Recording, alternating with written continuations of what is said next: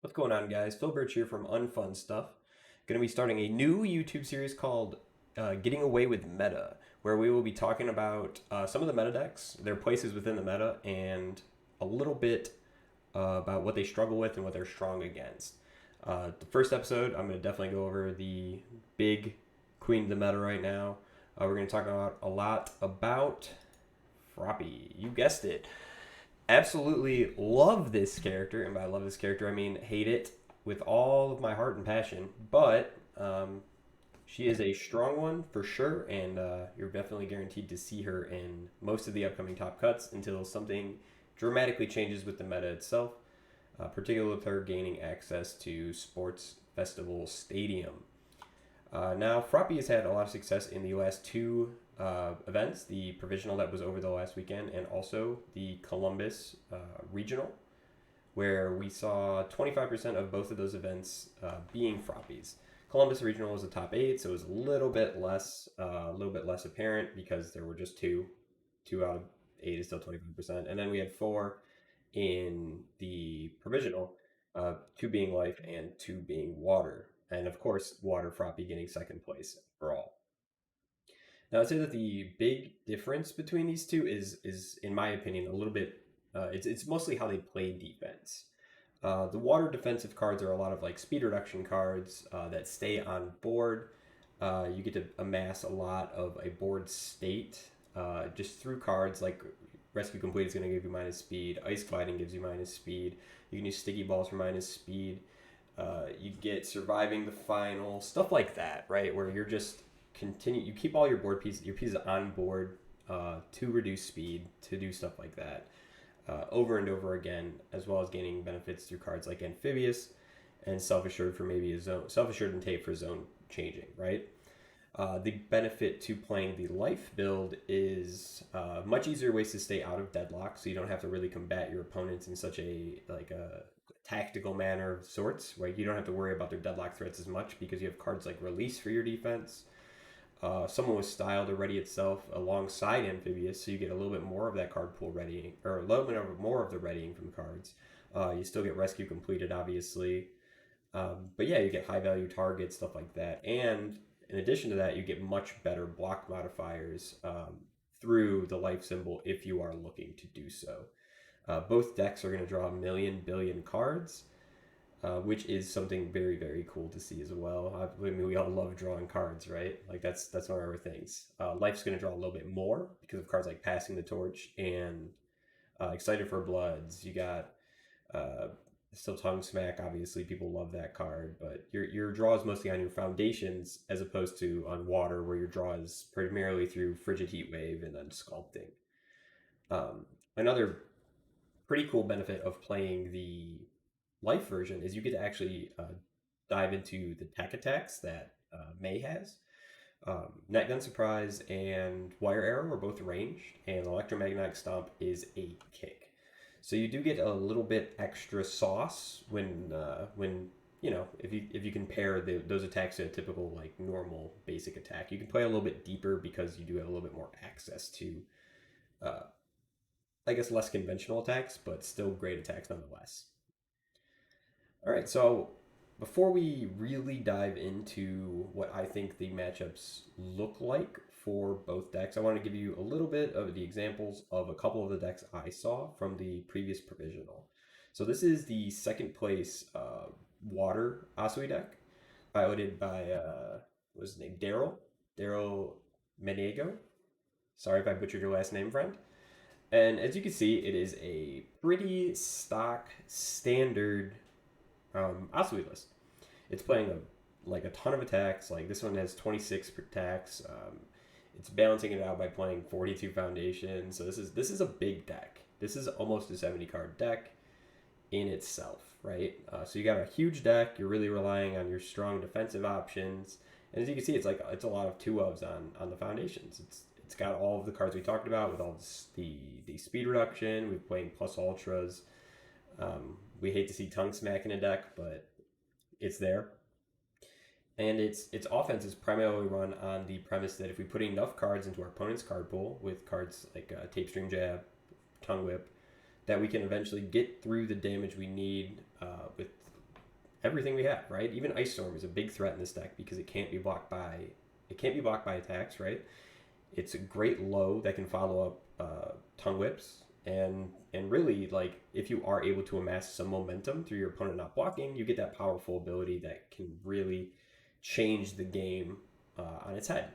You also get great deadlock cards like first villain encounter to just really put the deck over the top, right? I mean that's just a phenomenal card in um, water because you're going to be stuck pretty close to going into deadlock if you do build out. So you're hoping that your opponent can get through to that point as well. Yeah. So obviously this was a fantastic deck. I mean, Daryl did a fantastic job. Second place is nothing to sneeze at, especially in one of these bigger events, losing only to Chris Smith in the finals. Another one of the top 16 decks, piloted by and pretty much up and comer, right? Got Daniel Nielsen's Life Asui.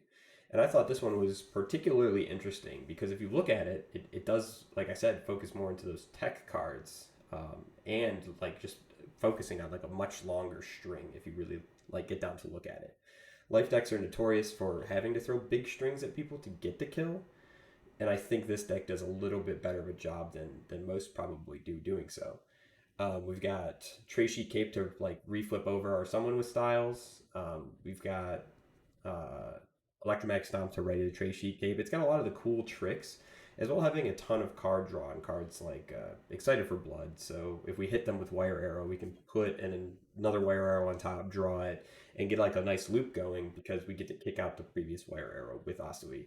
It's a really neat card, a really sweet concept, and something that is pretty unlooked at, I'd say, in the meta, right? This is something I hadn't seen before, and I do like looking at. There was another top 16 life deck that looked very different than this. It focused hard on card draw. It had four Excited for Bloods, four Passing the Torches, for this, for that, like just amass a bunch of attacks, and it was a smaller deck. It was like four of everything. It was super neat. Jeffrey Lena piloted that one, and it played like Crow and Frogs to just like take itself out of progressive and just go deeper. Ready your passing the torches, stuff like that. It very neat stuff. As you can see, there's no like common denominator, right? Like all the decks feel really different for Asui, and it's really to attribute to her consistency itself, but they all can focus on different offensive plays as well as like still keeping that same theme of readying everything with like frog lashings, amphibiouses, someone with style on life. Uh, you just keep going like it down the line, et cetera, et cetera, et cetera, right? Frog kicks even like they. I think they all played frog kick, which is awesome because you love to see frog kick in a deck because that card is one of her best. It's one of her best blocks and for sure one of the best attacks because it again punishes over zones on low, like low. They can't have 50 low blocks, right? And if they do, then you're hitting them with frog lashings for 80. So it's awesome. But yeah, what I would say is I do think that the character has particularly very good matchups into the meta. Like I think that her position into Tokiyami is extremely favored on both symbols. As long as the Tokiyami doesn't get the most explosive turn two, like it's possible, right? But if you survive that turn two, it gives you so many ways to continue to build out and continue to just be able to block and pressure so successfully. She has cards like irrefutable on water just to target annihilate the pieces that are going to keep Tokiyami alive, right? You get to steal their cards, and on life, your blocking is just so much better, so much easier. You can play encouraging training partner to take their attack to 4 speed. So like, even if they bump up a million with their summon dark shadows and stuff, you get to immediately take that back down to 4, and that's invaluable. I found that invaluable in Toga, and I think it is the same thing that would apply to an Asui list. She has a great offense into him really as well because all of his best blocks are going to be mids, and Asui doesn't really attack mid. So the more cards you get into his card pool, the better your situation. You're only half blocking. Like your attacks are strong enough by themselves that the -1 is still not the end of the world. And I think it's just like a super solid, super solid. I would say to the same token, I think the matchup into fourth kind is fairly winnable as well with an aggressive mulligan for your cards that ready themselves. So you can build a lot into fourth kind, and even if he taps your face and he taps everything, right? You're still going to be able to ready Asui.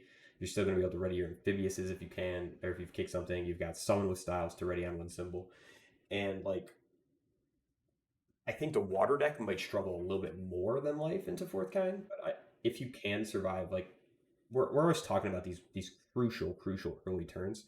If you are able to survive them, Asui has like the best stabilization in the game, and she can kill you from pretty much any board state on either symbol. So I think the life one is a little bit better into the fourth kind decks, but they're both very strong at surviving early aggression, and when they do survive it, it's hard for them to get pushed back on. I think that if you're playing against an All Might 2 deck, it's pretty unwinnable for All Might 2 in both situations because both decks can max out on wall clings, both decks can max out on face shields.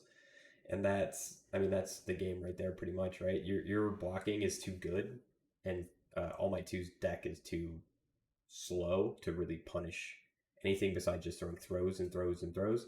And if you do have the answers to those throws, then you're pretty doomed, right? You're pretty doomed. The water Asui is probably favored in the mirror, in my opinion. The life decks do tend to block very well, right? So you can set up a state where you're blocking everything, but the sports stadium does make it so you can't really deal with her through Faith Shield, and that's the big way that life has to stop her huge strings. So if the Asui has a hand of 7 attacks and you don't have a way to interact if they have stadium on board. You can't breaker them, you can't face shield them unless you have both. And like that's hard for anybody to deal with realistically. The 7 attack hand from Asui is so insane if you don't have an answer to it. Um, she is, I guess, conversely, let's really break into some things that I think are particularly terrible matchups for her. She's going to struggle into air decks herself because those air decks get to play cards like Confused. They get to have the sports stadium themselves. Their blocking is very good. Their block mods are very good, and they're not really too terribly worried about long strings, particularly like a character like Kamui Woods, right? If you're going to keep throwing attacks at him and he's going to keep blocking you, then your attacks are going to be weaker and weaker. And Asui's weak attacks are very weak, right? She has a very strong end game strings where they do a lot of damage, a lot of damage. But the early stuff it's super weak. It's suspect. It doesn't do anything. Like it's frog kicks, it's tongue smacks in these decks, tape stream jabs. Like those don't do anything. Those are baby attacks. They're tiny. They're small. They're super weak, and it's very easy and predictable to stop in an air deck, in my opinion.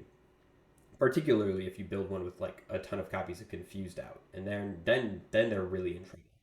Also, your offense into Asui is pretty good as well because you have um, a lot of the momentum cards, the cards that go to momentum, beg to be answered. So if you have cards like Zero Gravity Lift and stuff like that, Water's answers to momentum aren't fantastic. They have, I mean, they do have cards that can play. Uh, they don't typically play them that often. Making a stand is an option to get some momentum out there, but it's not super safe. It's in its other effects, it's completely useless in your character besides providing a low block. She's also gonna just does nothing into Eraserhead. So void decks in general are going to give her a little bit of more of a fit as well because of cards like Confused. But Eraserhead is just going to Eraserhead is like just a hard shutdown, right? You don't get to activate your effect, and the Eraserhead doesn't have to erase you past like 2 times maybe. They could do it once and Confused, and you're doomed. They could do it no times and Confused, you're doomed, and you're just going to be stuck playing on real strings where your difficulty does matter, and you will have to be tapping cards, and that's just super hard for you to get through. It's not something you should be excited to be playing against ever. If you see an Eraserhead as an Asui, you should be expecting an extremely hard matchup and not one you're particularly favored in on either symbol. Um, yeah. Another thing that in theory, in my head, the reason that these Asuis are appearing more and more is because we're seeing less and less of Mineta 2. I think with the reemergence of Asui as a premier character, I think Mineta 2 kind of slides his way back into the meta. Whether it be the death builds that are playing Fury attacks that have the most the more explosive offense, or it be the traditional water builds of the people from like pro play games like Andrew Duvall's Swiss championing Vegas regional license exam list, where you just play very solid water defense as well, like much like the Asui can do, but you're getting access to better cards now. You have the sports stadiums to prevent their face shields from mattering. You get to put a card into their card pool to make their turns a little bit more hard to deal or to play out. And I think that is something that to look forward to as a particularly hard matchup when it comes down to things.